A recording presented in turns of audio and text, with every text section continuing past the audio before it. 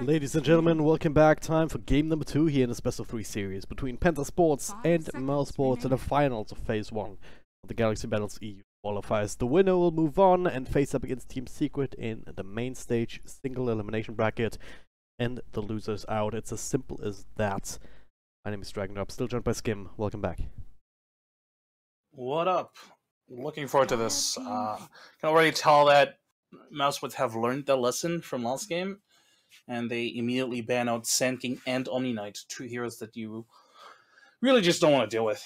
Penta definitely know how to use that Sand King, and of course Omni Knight just a super annoying hero to deal with in general. 10 seconds remaining. I wonder if they're still going to go with the same opener of the Shadow Demon Kunkka. Nope, they're just going to steal away the Shadow Shaman. Last game really got to him, didn't it? The Penta Sports, I'll have to pick up a few different heroes here.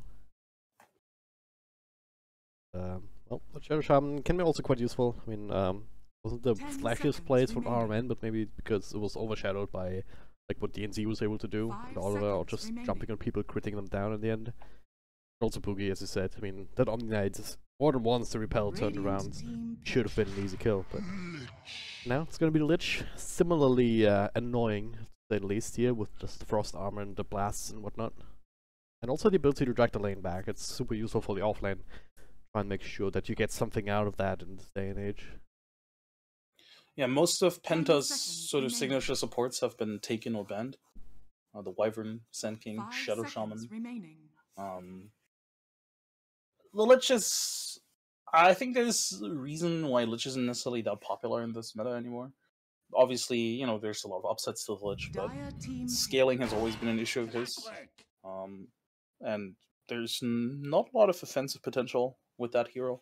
You know, the sort of like dual pickoff that we've seen from the Shadow Shaman Sand King. Yeah, don't expect that from Lich. Yep.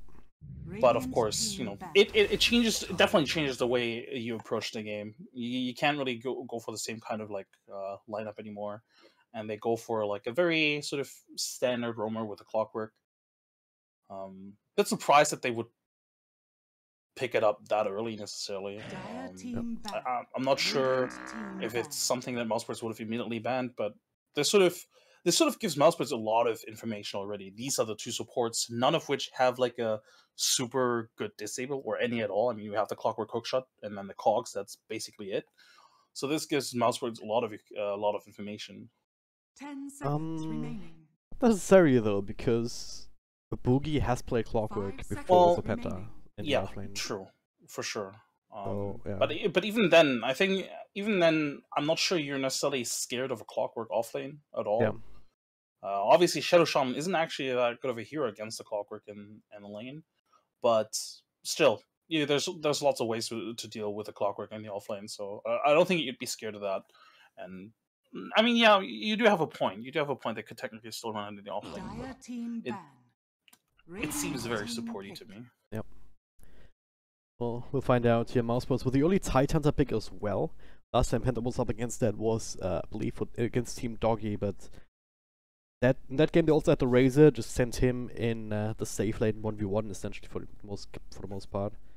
They're able to get quite a lot despite the Tidehunter being, who can be quite annoying just with the Kraken Shell being able to stay alive. And the Anchor Smash, particularly useful against melee heroes, obviously, to just try and limit that last potential even further. But picking that this early on means that Penta can start to look for perhaps a ranged core to at least deal with that particular part. A little hard to zone out here, especially after he gets a couple of levels. And even then, we talked about the last game briefly, last draft, that you can go back, farm up these ancient camps even, not just normal jungle camps, if you have like level 5 at least, or level 4. For sure. Still a beastness in the pool. Just realized that. Definitely Night Stalker and Tiny even. Yeah, Tiny's a good pickup actually. I think Tiny's always a good pickup. The tree change made it possible for him to farm ancients very early on, or just stacks in general. Something that he couldn't really do before until he had an axe. So it accelerates his farm a lot and makes him a very potent hero earlier in the game than before. it's also very annoying here to deal with. You know, you have a lot of gank potential with him as well. It's not easy to kill here, not with his not with the status resistance being a thing. So against the Shadow Shaman and the Titan, it would actually be a good pick. Oh, And now they the have Magnus somebody now. to give him Yeah. extra cleave. That's a good tiny game for now, anyway. Can definitely still see Lifestealer though, which would be a bit more of a classic for Penta. I don't believe I've seen him play too much tiny actually. But I've seen the Oliver Lifestealer, which also goes for his very cost-effective build, Phase Boots into Solar Crest for the easy minus armor, into that Radiance. That's a bit of a signature for him. And add the Magnus on top of that. Clockwork already is a bit of a carrier. Magnus once again Blink Dagger too. Could be quite scary and super useful as well against the Shadow Shaman if you manage to time your rage. Tidehunter as well, you can dodge the Ravage for the most part, and even Conquer. Like, you're not really worried about the Axe and Torrent combo. This is not a bad Conquer game. He mitigates a lot of the damage coming out from Penta with his boat or with the Coco Rum, and they don't really have I guess if I had to describe their damage, it would be more bursty right now, more so than over time. I mean, obviously the Drusa does damage over time with her with their attacks, but there's the spells are mostly burst damage, and the Coco Rum definitely, or the what's it called? I don't even know what it's officially called. But the rum definitely makes it mitigates a lot of that damage, and I wonder if it's just one of Conman's signature heroes, or one of the few heroes he feels really comfortable with on the support position. So, whatever. Either way, even in the early games, there's a lot of pickup potential on the Magnus as well. Obviously, not being able to skewer out, and in the last game, I think a lot of ganks were really spoiled by that Omni Knight. With the repel on top of the X mark. And that is not going to be the case in this game anymore. They don't really have anything to deal with that X mark. So there's a lot of gank potential, or there's more gank potential for Mousesports now in this game. Although, as I say that, they don't really have good ganking heroes necessarily. Their burst damage right now is the Shadow Demon, not the Shadow Demon, the Shadow Shaman, and the Ether Shock and the Death Prophet. So that's about it. It's still sustainable damage, and they have a lot of good team fights, with the Ravage and the boat. But yeah, that's about it. The only Weaver real is definitely damage, the much needed physical damage. Exactly, yeah. The only real sustained damage that they would have beyond these couple of nukes would be from Death Prophet Exorcism that relies on her being able to stay alive, which she very well might, as said, with the Rum buff also helping out in that regard. Eventually gonna get yourself a Yield Scepter, the Spirit Siphon in general can be quite nice, but there's still potential for Penta burst down, especially with the Ursa now coming in as that melee core to be the recipient for the Empower. So Madara also got his work cut out for him here in this game. The only real lockdown that's really effective against him would be the Magnus RP. Eventually 9 maybe gets a Basher or something like that, but don't really care too much about the Medusa. Her ultimate will make sure that you have to stay away for a little bit, but don't really be too worried about that. And DNZ, as long as you keep moving, even if you get caught inside the cogs, you should always be able to time-lapse out. This is a really good Weaver game. Yeah, the clockwork is annoying for sure, but outside of the clockwork, there's not really a lot to sort of mess with the Weaver. Yep. She's very mobile. He's very mobile. You can't really itemize against him. You don't really buy orchids or scythes or something. Yeah. Again, the Abyssal Blade eventually for the Ursa would be the closest thing. Prepare for battle. By that time, you have Lincolns probably.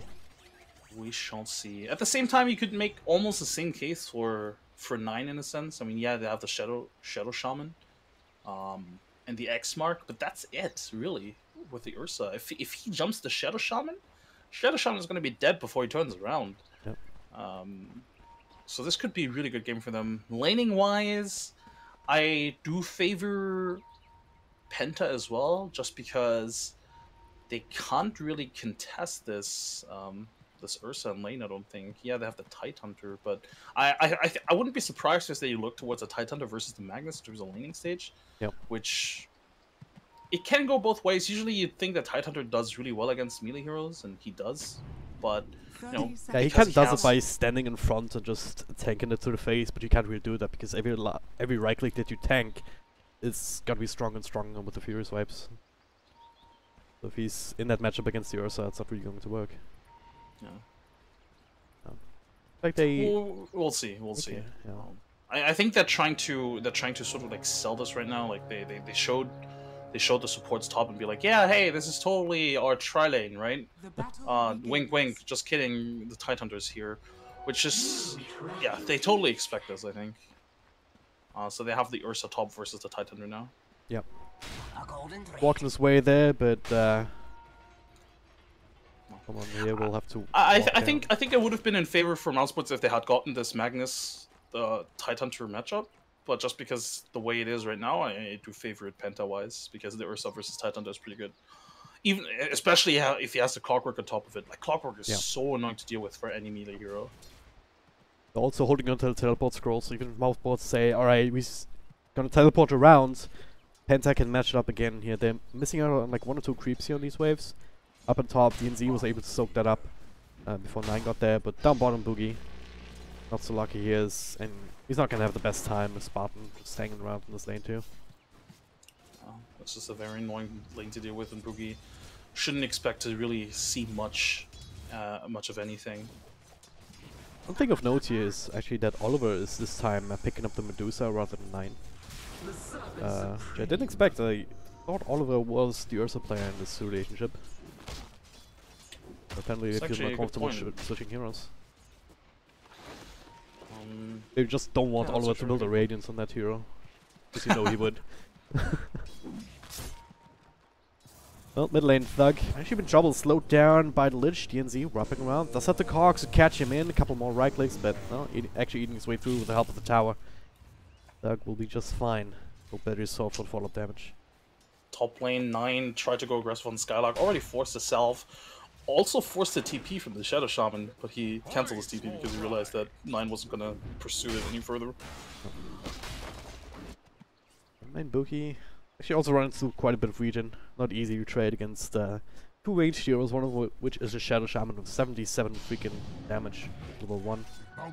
Still trying to do it, and he does secure a bounty. Will secure both of them actually, which is hilarious. Really is. There's not much Spartan can do to really punish him. Yeah, they're gonna trade losses here for it, but... Oh, DNZ, is he gonna catch the courier? Ah, not quite, they see it in time. We've had quite a few items from coming out for a while though. Like, he really wanted that stealth to heal up, but now he can't. And DNZ's just being a nuisance. It's hilarious. Yeah, he's just... I mean, he could just sit here. Alright, he's not gonna do it. But there's so much time wasted already for Thug as well. And... This Dusa is just getting away with all these last hits. And this is on top of, obviously, you know, a Lich denying those last hits in the first place as well. Oh, yeah. So, the one saving grace... I guess actually looking at the top lane, Tidehunter is doing pretty well. Though I do think this is going to get worse over time once he runs out of region. Yep. But yeah, the saving grace definitely this Weaver. And Madara has to do a lot in this game for sure. He's certainly getting all the farm he wants, also quite a few denies under his belt. Boogie already level 3, or very close to it anyway. Madara level 4, despite him having Shadow Shaman in this lane for a little bit. It just goes to show the strength of the denies in this patch. And this top lane, both of the supports are rotated up. 9 had a little bit of a 1v1-on-1 time with Skylark, with DNC making that play in mid, just forcing out both Carmen and Spartan to make that rotation mid. Try and deal with them. I'll show themselves top. Should be fine. Cogs. I think Thug's actually doing much better in terms of losses than he should be. I mean, he's 14-2 against the Lich Dusa. And he had his self denied for like ever by that Clockwork, so I think he's doing much better than he should be. Obviously, he can get a lot of Clockwork, but he got this got the Battery Assault off. Cogs not quite catching anybody in. Spartan still slowed down from Frostblight for a little while longer. Common trying to tank up some of that Battery Assault, make sure the Shadow Shaman can walk away. It looks like that'll be enough. Maybe not though, with another Frostblight slowing down Common. Common will come out and force D&D to make a bit of a sidestep. 9 coming through, but a little bit too late. Expert slow from Skylark. They'll chase both of them all the way back to the fountain though. And, well, that's a victory in and of itself. Oh, for sure, for sure. And now, actually, Skylark might have to be careful. There's 2 supports sitting here. I'm not sure they need both supports here, really. And yeah, our man immediately Dire's TPs middle tower away is as under well. attack. But yeah, this is good for Penta. They force out the 2 supports back to the base. This buys a lot of space for these other cores. But as I say that, Boogie obviously, I mean, he's not really getting anything anyway. Really one issue. I mean, technically you can still kind of fall back into jungle if you put extra points in power, but it's not as easy as it once was with also the Iron Talon, and the Coolman Shield that you go for the lane anyway. I'm actually taking quite a bit of damage here going in for the 1 or 2 last hits. Quite a lot of damage actually. Yeah. Out of region too. He has the base and plus the stick, the magic wand, amping it up a bit. Oh, mid lane, they're gonna go into the Dusa. Oh, gonna try Taunt combo. Gonna be enough again. No TP She's reaction. dead. See if Oliver he will dead, and that's actually gonna be the first blood. Top Try to go lane on though. Skarlag at the same time, and Skarlag proving to be a bit of a tougher nut to crack. And still get the kill in the end, but not for the first blood gold. Already went the way of mouse sports. This was a good kill for them. Buys the Death Prophet a lot of time as well, and suddenly she's almost even into his last hits, which is kind of crazy. And again, I think this thug Death Prophet is doing much better than she should be. She should be doing. What he should be doing, I guess. And the supports, they might just wrap around for another kill here. The next wave could be it. Much ready, But yeah. it has been pinged out by somebody. Somebody pinged it, yeah, like they're pinging out like, Too far hey forward. guys. It's Barton too. I mean, does have a double damage rune. It's dead. Dead for Needs sure. rotation right now, but it's not coming. Unfortunate. Dying twice in a row like that, it's really gonna slow you down quite a bit. Speaking of dying twice, top lane. Not this time though. Skarlar comes in with Ravage Duck, making a rotation 9. Also all TP out, doesn't want that damage. DNZ does not actually have a TP scroll, so he has to just try and walk his way out of this one. But he really can't with the Spirit Siphon up to level 2, slowing it down quite a bit. Trying to buy time, but eventually So should be tanky. intercepted. Weaver though. Bottom lane, they find a Whoa. kill onto Madara. That's a Oh, yeah. solo kill as well with the F. RP. Oh man, But really the wants Torn is up in 3. to not let him No, he's go, not but gonna yeah, he can't. He's not gonna try it. I get him. That's insane. A lot of action all over the map. Mousesports. I mean, if they hadn't given away this kill into Weaver, this is a really good early game for them. I mean, Yep. it's still a good early game, I'd say. Obviously, we have the Weaver top of the net worth. The Death Prophet didn't get trashed at all. I mean, she's almost even into the net worth with the Dusa. Gotta go on mid. Might Some even- Armin is there, but also Madara making that rotation. The refocus on the lich here is although it's a little bit too far back. Oh man, doesn't have a TP this time to get himself out, even if he did, Spartan. But then to cancel it. So hey. Easy kill is an easy kill. I like this movement from Mousesports. They're sort of like punishing the fact that Penta drafted these very greedy supports in a sense, or or rather they're exploiting the fact that these supports are just really weak in terms of countering ganks. I mean, even if the Medusa gets gone on, what do? You TP in a Lich? What's he gonna do? He's gonna slow people. That's it. That's literally all he can do. Yeah. Yeah. The Clockwork, yeah, he could be worth the TP, of course, but once they see him, they know they can go on anybody that's basically not close to the Clockwork effectively. I don't know. This is at the same time, if you're Penta, this is sort of like to be expected. Oh, Boogie might have to. No, he should be fine here with that Skier. Maybe. No, is Madara gonna chase it? But the stick charges turns around with a little bit of extra damage, and yeah, he's gonna get the kill. Does have the time lapse available as well. That bark, even though level 1, if you have it on you for a long time, armor just gets nibbled away more and more. Meanwhile, up top, though, Skarlag, Penta, it's a little bit of a path for 9 to get in and finish the kill. And again, there can be like a solo Weaver can be chasing a Magnus to the tier 2, and they can punish it. Barman What are they gonna do? He's dead as well.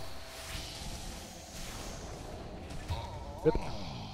I will say though that I think DNZ should, no, he buys a TP. He should have a TP at all times. Like this Clockwork is the only one that can make rotations in this early stage. Radiant's bottom tower is under attack. Well, you still have Benorsa, who's farming pretty well. He has some face boots plus a Mortal Mask, almost enough money for the Mask Minus Skylark. That's another Rabbit Show. A couple more TPs coming through. DNZ trying to drop them as they come in, but 9 still in a whole load of trouble, especially if he sees stuck. Also rotating in 4 heroes around him. Try to do what he can, but he will end up falling without recourse. And, Good rotation from them. yep. And I wonder if they maybe group up now and try to take a tower with that first exorcism. While the Ursa's dead, but doesn't look like it. Gonna play it safe for now. The trade-off here, I mean, guess you get kills on these cores all over the map, essentially. And Oliver, Penta in general, they need more time now as a result to try and catch up. Oliver, at the very least, and Medusa, we do have that innate farming tool. The split shot being buffed as it was. So, you're actually very, very close to the Weave in terms of net worth, despite all of this pressure put on top of you. But is he gonna hit that timing where he's very hard to deal with in this game? To be fair, being close to the Weaver in terms of net worth doesn't necessarily mean that, you know, Oliver had like a really good time farming, but it's also because the Weaver got pressured herself. Like, that's a solo kill from Boogie onto the Weaver. Yep. And Madara has been, you know, I mean, he sort of has to, but he's been bouncing around between lanes trying to help with kills here and there. So, it's still good for Penta, obviously, that the Medusa is farming as she is right now, and she's falling back, she's trying to stay lay low.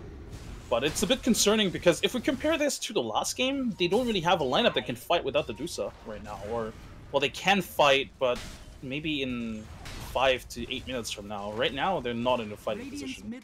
Like a couple of blink daggers, at the very least, they have the clockwork hook shot, but DNZ continue to farm up top.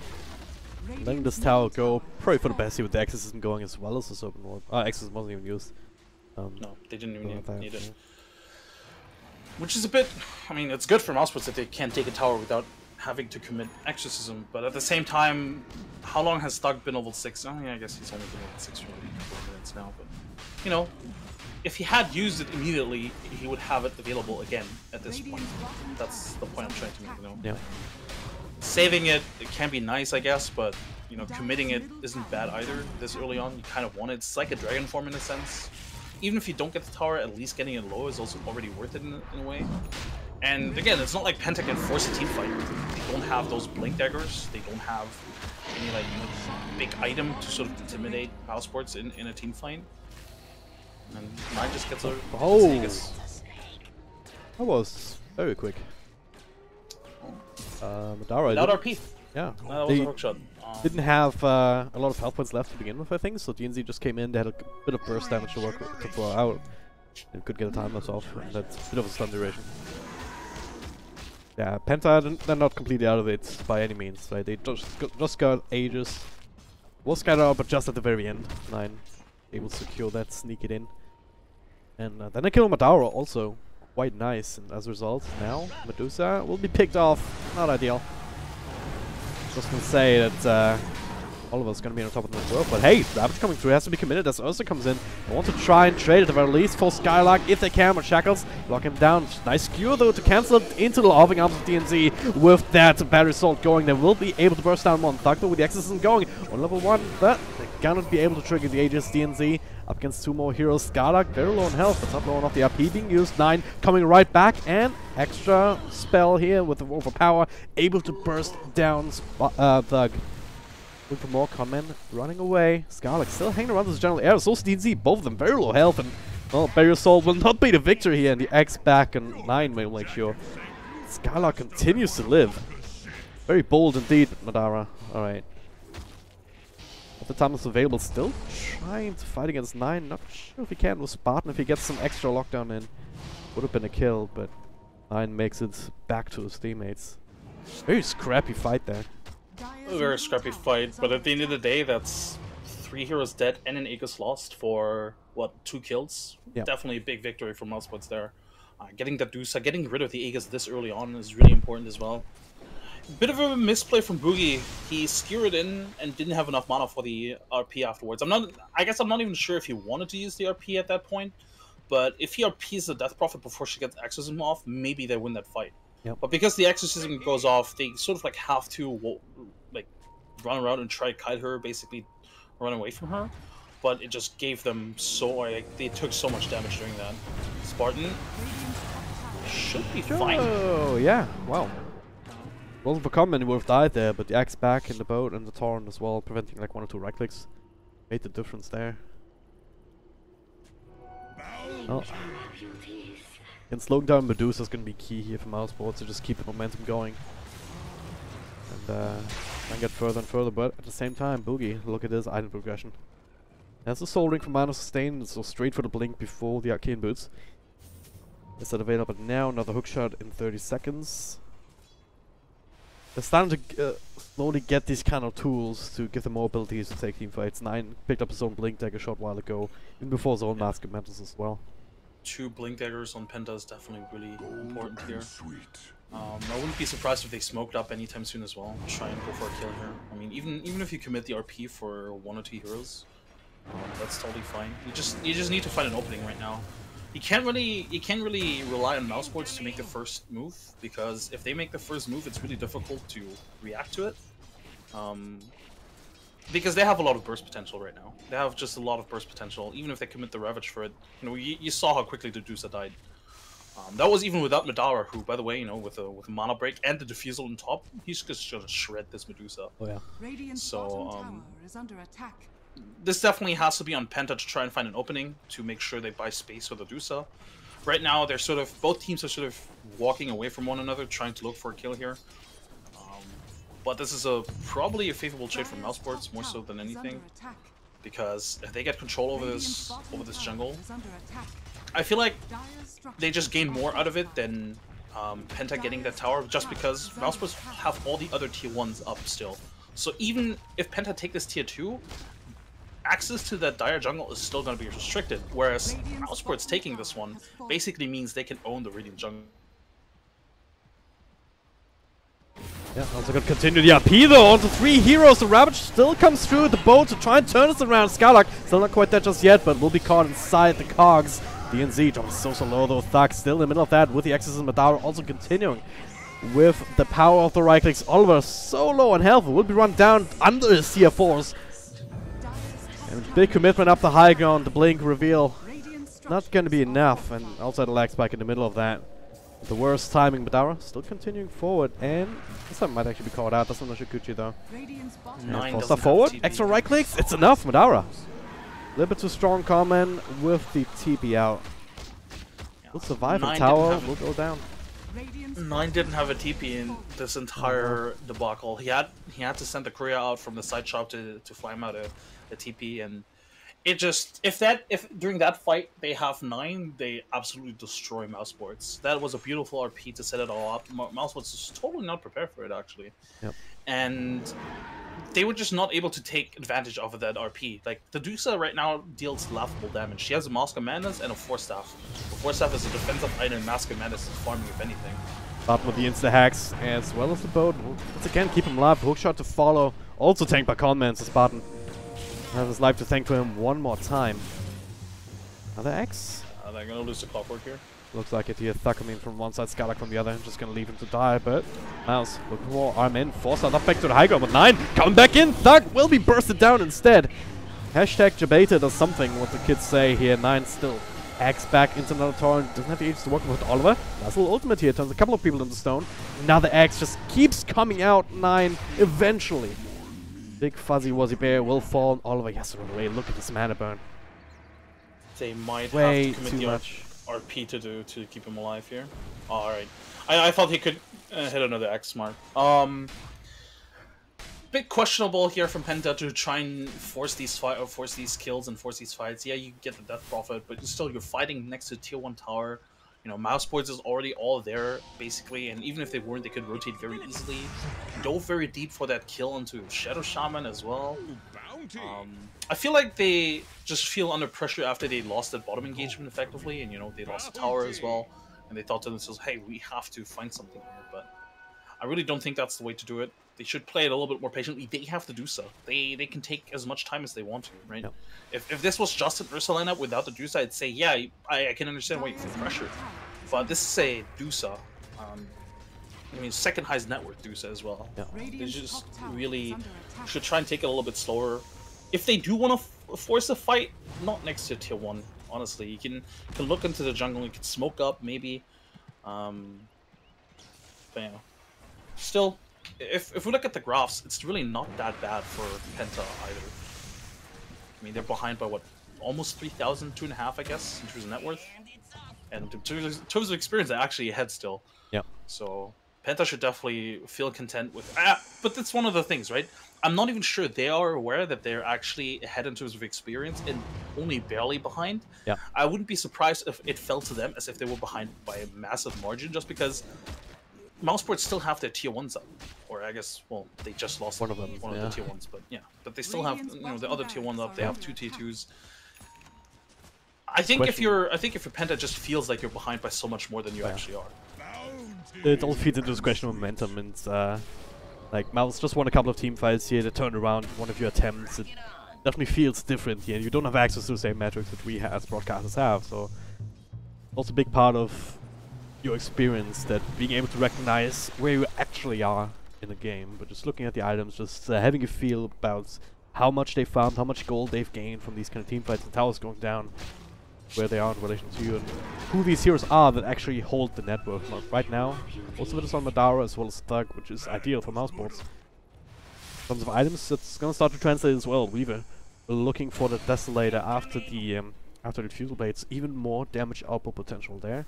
Death Prophet, well, already has quite a few effective survivability items. The Yule Scepter was 4-star, just being able to get around in team fights and buying a little bit more time for the exorcism as well. Whereas for 9, well, here's his Blink. Now scrambling to try and build that BKB, but he's not quite has that in his inventory just yet. I like how both teams are pretty much playing the same way. You know, they're playing very much grouped up. They don't try to split as much. Always making sure that the supports are together, that the supports are close to at least one core, and basically behind the Deuce as well. You know, you can see the same on the Mousesports side as well. They're always grouped up, making sure they're always sort of around the Death Prophet, and they're never alone really. Because right now, if either team loses, like if anybody gets picked off, that just enables the other team to sort of like get an objective or just get ahead in terms of sort of like map control right now. I think the way things are right now, it's actually still Mousesports' favorite, but Penta are doing a good job at avoiding these fights. They just need to prolong the game as much as possible. Yep. And if you're Mousesports, I mean, there's not really much you can do. You can't really force those fights because Penta's just gonna run away. So they're doing the right thing, and they're gonna take Roshan. Big guy back up again. One of the easiest way to take it without committing at least one ultimate. Exorcism was not it. Instead, it's a stubborn wall to Spartan. Children level 1s and the biggest team fight in. Penta didn't know about it. Now they can make a decision. Do they want to fight this? Well, TB1 to top. Looks like it. I'm not sure I agree with that, honestly, but we'll see. It'll come down to the RP. Roshan falling very, very slowly. Thug now opting to use that exorcism. With that, they will get that kill before Penta can get close enough. It was actually, I'm not sure if this was intended by Penta or not, but the way they TP'd, like very aggressively, it forced Mousesports to commit Exorcism for that Roshan. Like you pointed out, they didn't want to commit both ultimates for that Roshan, but because Penta TP'd so aggressively, they had to commit the Exorcism for them. And now Penta looking for a fight because they know Exorcism is down. Yeah. So this is really smart movement, but the question is, can they pick somebody off? And can they burst them down as well? Thug turns around for another Q. Just so random, but so lucky. DNZ misses the hook shot because of it. But no, they will not connect with the smoke gank immediately here. They'll still get the tower, more than likely. All of us still clicking away at it. But yeah, I really like this decision, right? Penta forcing out Exorcism. And after Roche, either you group up and push, or you spread out and farm. So they were making this way into the side jungle, which into these lanes that were being pushed in the bottom and mid. And they get this tier 2. Mousesports can't even trade at all. You know, the Weaver tried a little bit up top, but I wouldn't be surprised if Penta trying to defend up here, or maybe even try and look for a kill here. But either way, Penta's just doing a really good job at trying to avoid these big fights right now. Because big fights means they're likely going to lose, just because those big ultimates from Mousesports are very intimidating. And just farm up all over. Honestly, you have a Dusa, just play the Dusa game. Just play the Dusa game, stretch out the game as long as possible, wait until she's 6-slotted, and that's totally fine. Although earlier he had he's just switching between item preferences. Earlier he had the Solar Crest queued up, which is like the one item that he loves more than Radiance, I feel like. Then he had the Skadi, now to the Butterfly, so what item do you think he actually needs next to be like most cost efficient? let's just put it this way: if I'm Armen, or if let's just say I'm the team captain, and I see my carry like in this kind of game, 25 minutes in, queuing up a solo crest, I flame the shit out of him. I definitely like the battle fury, the butterfly build, just because, you know, it mitigates a lot of the damage coming out from the Weaver. Weavers would be forced to build an MKB, which he would have done anyway at some point, but still. It also adds a lot of movement speed, actually, and it's kind of nice to transition from camp to camp with a flutter. Accelerates the farm a lot. Scotty is sort of nice to survive the initial onslaught, but I feel like, yeah, you survive the initial onslaught, but you don't deal any damage afterwards, so what's the point? The Butterfly adds a lot of survivability already as well with the armor and the evasion, so I feel like that should be sufficient. Well, again, the RP will be cancelled. Spartans will still fall. The BKB will keep 9 safe for the Ravage, but they lost Magnus immediately buys back. Thug has an Eon Disc, actually. He triggers it immediately. Or was being triggered. Madara in front lines has a cheese to work with, still with Aegis in hand.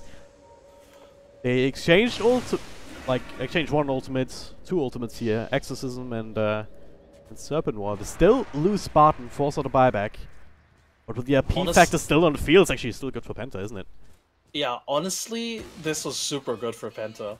Because Boogie was about to drop a really bad RP. He would have only gotten 2 heroes, if at all. And that would have been the Shadow Shaman and the Death Prophet, and he would have been immediately stunned afterwards anyway by the Ravage. There was no way he could have skewered them back. So I don't think that RP would have been good.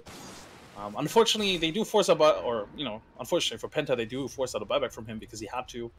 But this buys them so much time. Without Exorcism, there's no way Mousebots are going to commit for another push until that one's up again. And that means that they buy themselves, what, like 2 minutes now of farming, 2 minutes of split pushing at the waves, making sure that if Penta or if Mousebots want to push in again, you make it as difficult as possible. And you now also know that he has an Aeon Disc, so you're not going to try and burst down the Death Prophet anymore. Yep. Instead, going to burst on somebody else. Oh. Who do you burst down? It's gonna have to be the Weaver at this point, right? Because Skylark also has the inbuilds. If you the can, spell from the Kraken sure. Shell. Yeah. Like he's going for a Skadi himself. So I mean, the support's always nice, you know, making sure they can't get those disables off. Kunka can be really. Well, we'll see. They still got the RP into 9 coming in. Beyond this, still cooldown actually for a little while, so they do burst down. That's the Aegis down for the count. Same for Spartan. Not living too long here, Telltale. Dark coming back, another Eon Disc triggered, and now that's not on the table. DNZ will be the exchange. Skylark will end up falling, and well, Thug up on the high ground. 9 following me, really wants that kill, and the extra force after slows. Oliver trying to track him down will be enough, only just. Double kill from Madara in the back. They did bring down Boogie, but he already did his job. 9 now he needs to take over. Madara eats the cheese, looking for the turnaround kill, and he gets it too. Triple kill. A small little bug ducks and weaves in and out of these fights. Oliver, no choice but to commit for more. No way out of this one. Destroyed. Oh, Spartan almost dies. It was for Glimmer Cape, but does get even the Serpent Wards off into the shackles. Still having some issues trying to eat through Madara, but it will be an ultra kill in the end. Yeah, maybe if it wasn't for the Aegis and that cheese, that fight turns out differently, but Mousebots still end up with an enormously good trade, and well, might be able to get something else off of that. 75 seconds on a Medusa. If you, I guess it's still tier 2 mids, you happily give that away in exchange for a buyback. Or holding on to a buyback. That triple kill from Medusa wouldn't have been possible with the Scotty. Like, going for the Butterfly, definitely the better choice here. Still, you probably need a defensive item against that Weaver. Some defensive item against the Weaver. It's just so annoying right now with the Diffusing Blade. Yeah. But overall, not that bad of a fight for Penta. I'd still say that Mousebots come out on top. You know, they get that kill into the Medusa, which is really important. They're gonna get a tier 2 out of this as well. And Madara is like a beast. Second highest net worth right now. Again, it's worth remembering that they don't really have the best solutions for him. It's just the RP still at this point. Yeah. And as I said, without these defensive items, like 9. Oh god, there it is. All right, that'll help. Probably delay the push a little bit longer. Oh, hook shot! DNZ, they want more. They find Madara in the side. Ravage coming through to try and turn this around. DNZ will just throw his life away. 9 on the front. Doesn't have the BKB still to work with. Now he doesn't fly up against Marala. ERP is gonna be enough though. Doesn't look like it's here. With Skylark and Thug with the Exorcism, gonna be able to turn this one around as well. Boogie will fall. RMN next on the list, even with that ultimate. Gonna stop bouncing because of the ults. Not a force stuff away. The spirits will turn around. Same as Thug, but damn, 9 is just... It's just overconfidence, or is it just because they feel like they need to be this aggressive to chase mouseboards away? I think this was overconfidence. This was them thinking, hey, you know, there's like a Weaver. If we RP him, we insta kill him. But they didn't scratch this Weaver at all. That was insane. I didn't actually check, but I wonder if there was just the ghost rum, the boat rum. Not sure. It's definitely the Scotty as well that he just got. Yeah, I mean, yeah, for sure. He's definitely tanky in general. I mean, he has 2.4k HP and 9. 20 armor. He's so dead. Yep. There's some pepperonis. Armen. Alright, they saw 2 X into boats. Another freebie. I can't really afford to get picked off like this. This just means they're gonna lose objectives. I'm actually surprised they're not pushing on top. Looks like they want to push out mid here and maybe force the buyback here, but I don't think they can push fast enough for that exorcism to really force the buyback here. I feel like they should have just gotten the tier 2. Still no RPs on cooldown. No Ursa for the time being. Medusa, he can kind of fight, but it doesn't have that BKB. I don't think Penta's gonna give him the buyback here. I don't think they can. Warlock be committed. Bottom lane, Madara is there to try and deal with that. Just gonna get the kill on DNC as it looks like. Yeah. Around that, meanwhile, Yules on Oliver just being pulled apart, falling into these really bad habits. Buyback still comes out. Also continuing to work away at the main racks. So far, they kept all the buildings alive. Madara with slow on to 9. He gets X back, doesn't want to commit the BKB.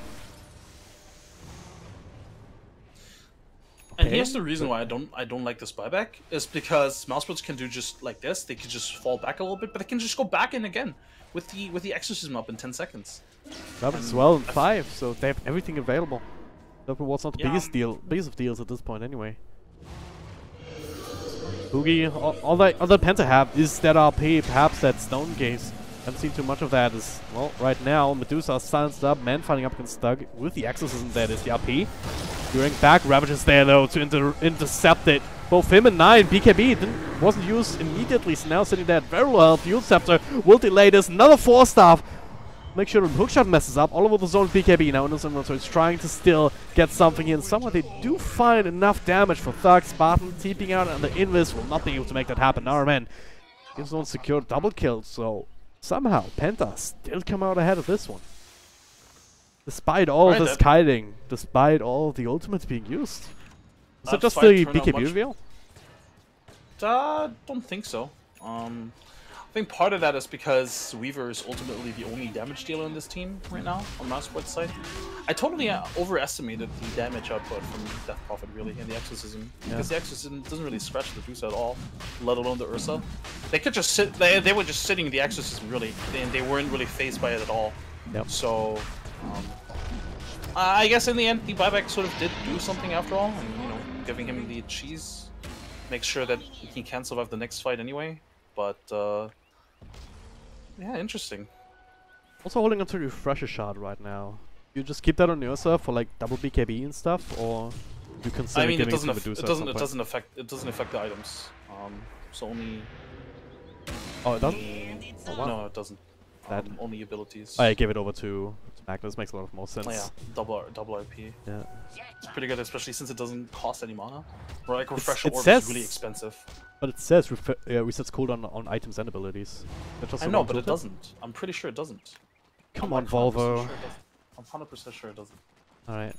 Let me check this now. It wouldn't be the only tooltip that's wrong, because the Bloodstone tooltip is also just bogus. Does it? You start with 16 charges while you start with 14. What does Dota Wiki say? Dire are scanning. Oh, it does. It does, but I'm pretty sure it.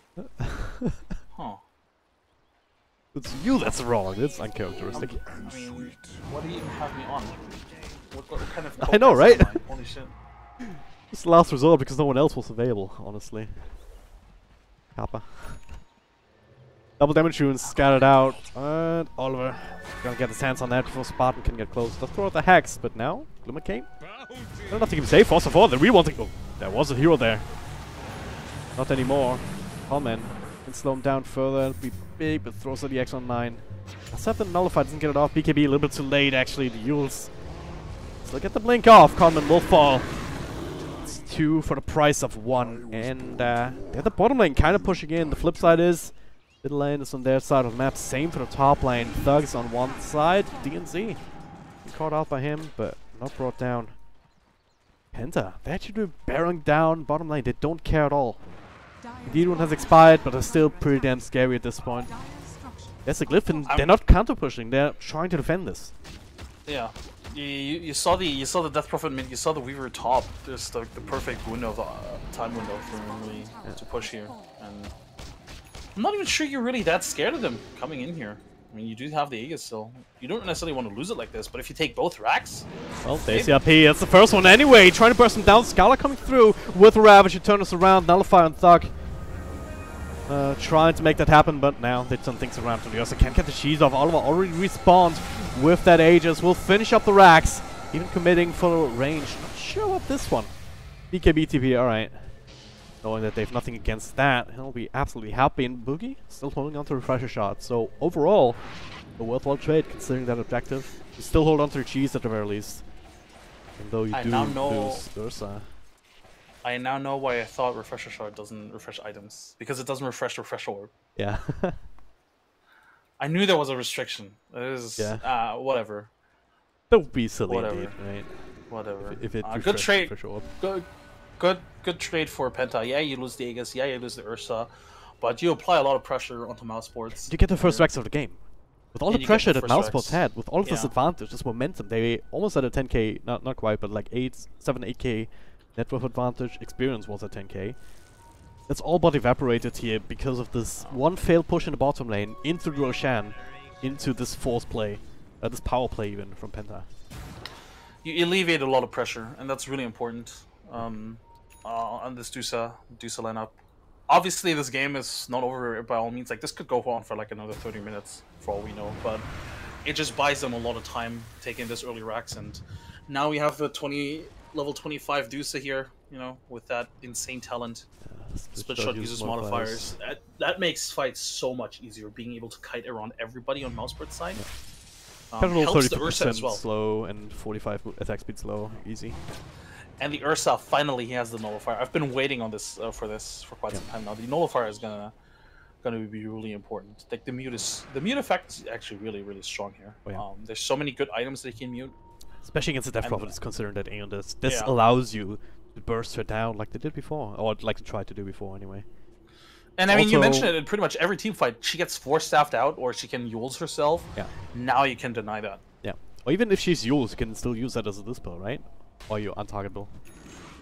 No, you should.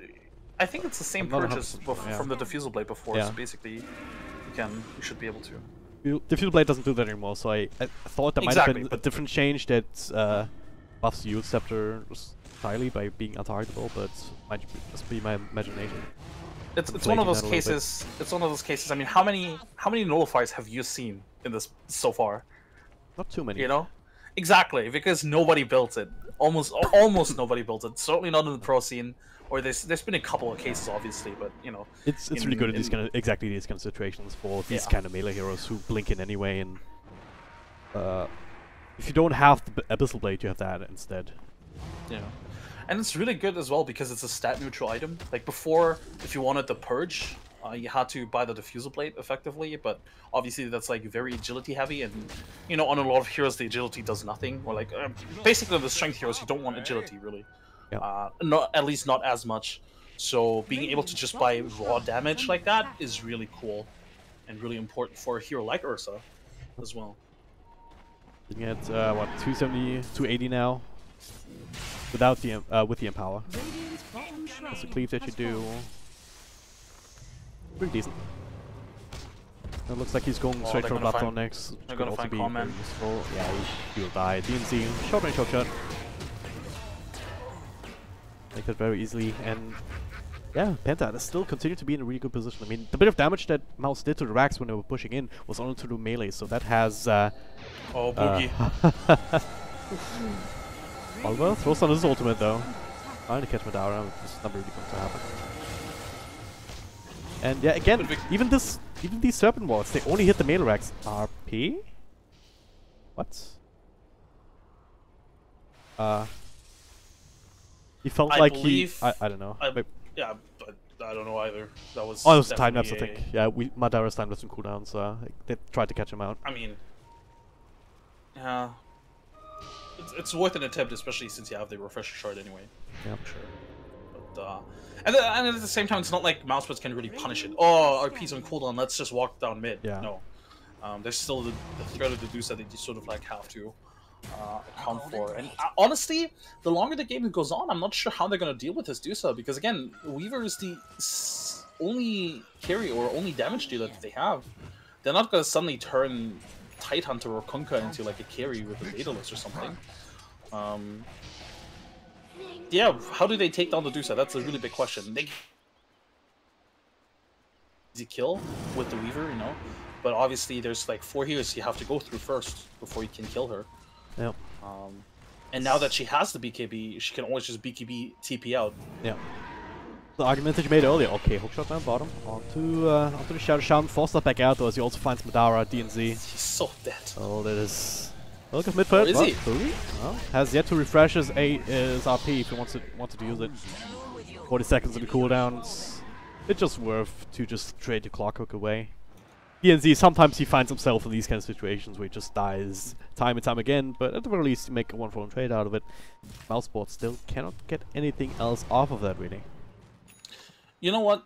What I really dislike about Nullifier, that it's a projectile, that it flies around instead of like being an instant cast. Yeah. I wonder if this is going to get changed, because again, there's not a lot of people that buy this item, especially on a pro level. Even though, theoretically speaking, it provides a lot of value, of course. But again, I wouldn't be surprised if maybe at some point Icework says, you know what, this is going to be like an Abyssal Blade type item. You just click on it and it's going to work. But now the argument is, at the very least, you also have that range, so it could even be useful for ranged heroes. Kind of work with, but also kind of limited in that regard. You'll have to get close. There's a lot of, or maybe even speed up the projectile or something. I don't know. But right now, there's a lot of ways to dodge it. I mean, you saw the Weaver just now. He time lapsed and then immediately wasn't nullified. I mean, the nullified projectile didn't even hit him in time. Yeah. Not that it would have changed anything. Still. Well, Roshan back up. Second refresher shot potentially here for Penta, unless they get contested. They have a DD on Medusa plus some power.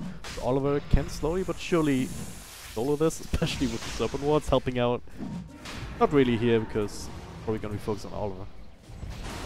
But setting up for the rest of Mount. Skylark coming through with the Ravage early on, trying to bring down Boogie. Pops the BKB, though, skewers Skylark all the way up to the top. And Thug, he's being stunned up, cannot really make use of that access, and Skylark with second Ravage to the refresher, but it's not really doing too much. 9 and over with BKB, and there it is. 1 Ravage, 1 RP, second one ready to go, and he messes it up. Can't quite get the blink off onto Thug here.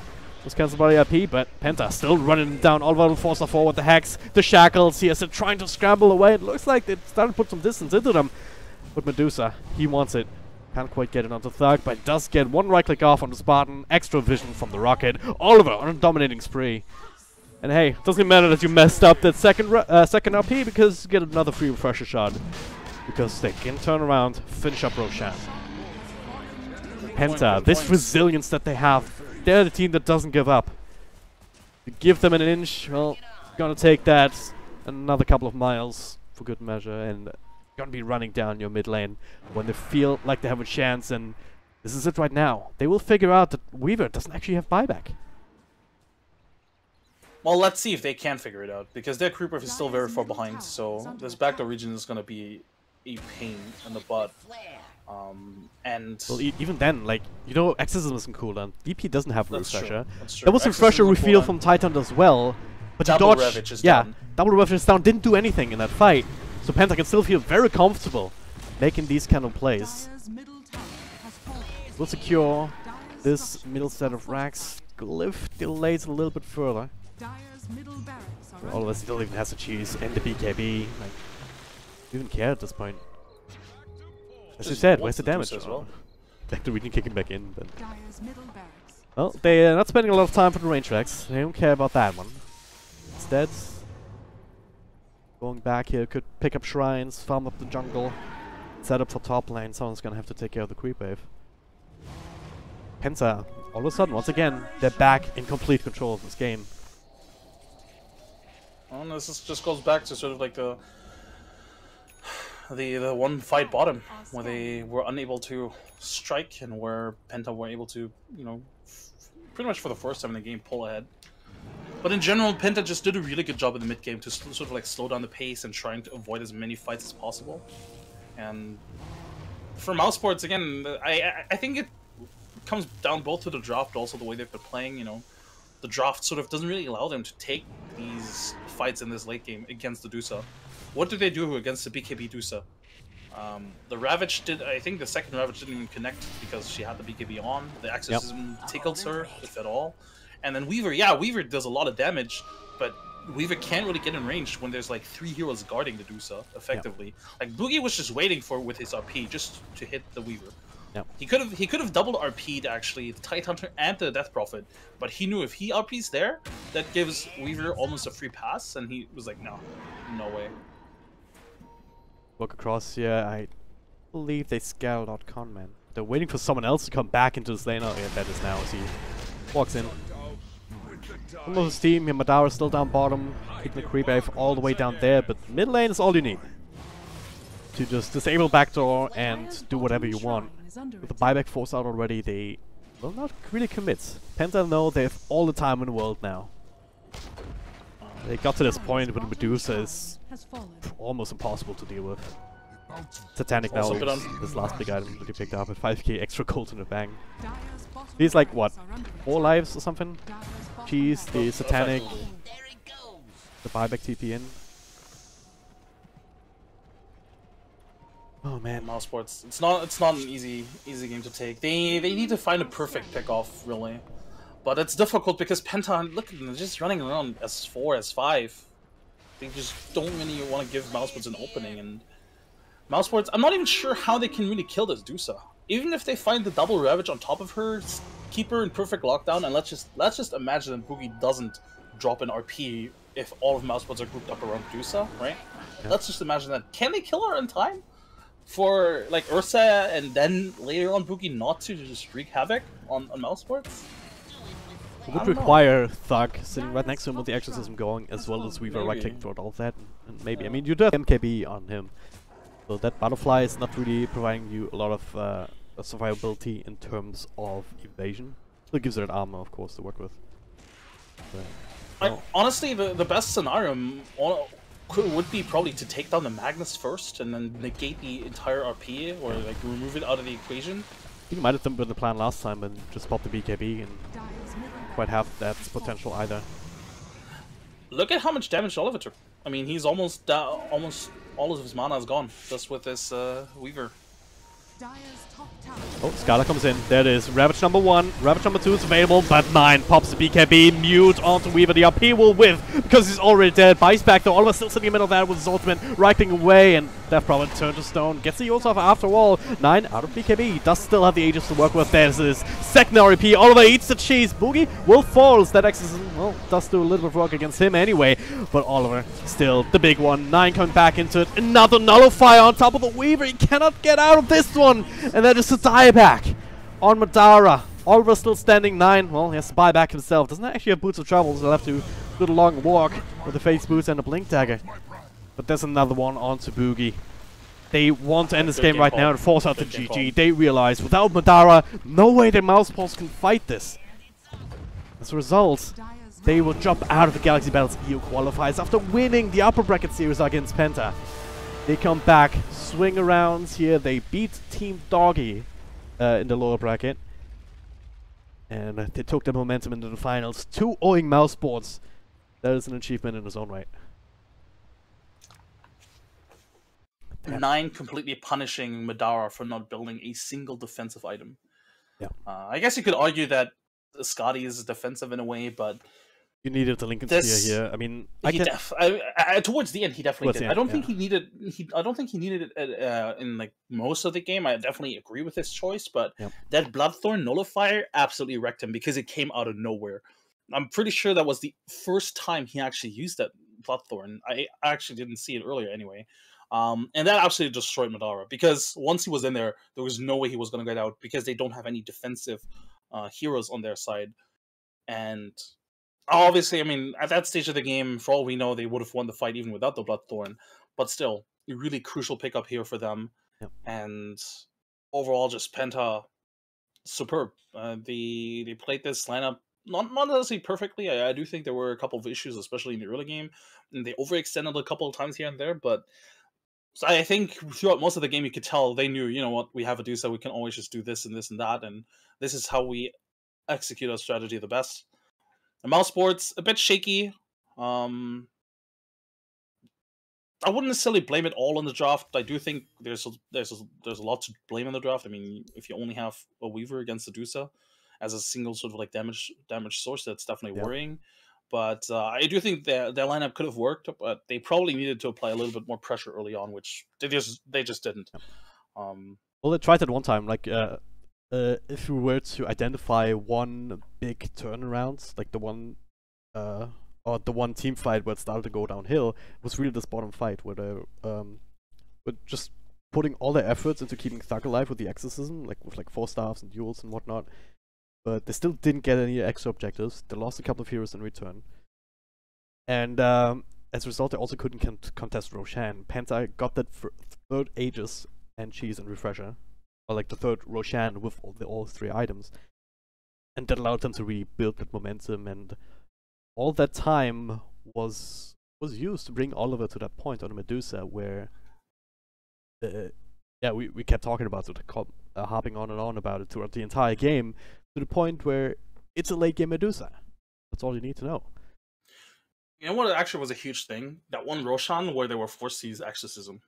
Because Yeah, of that, yeah. they actually lost a lot of momentum. Because if you have Aegis, Cheese, and Exorcism up, you just go for a tower or like a Rax, right? You can just commit to that. Yep. Or you can commit to that. But instead, they had to wait out another 2 minutes until Exorcism was up again. That just bought a lot of time from Penta.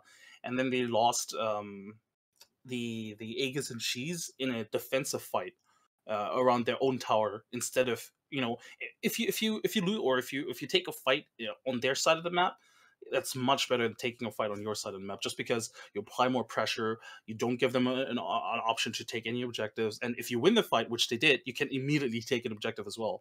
But they took that fight in front of their own tier 3 tower. They still won the fight, obviously, with the Weaver.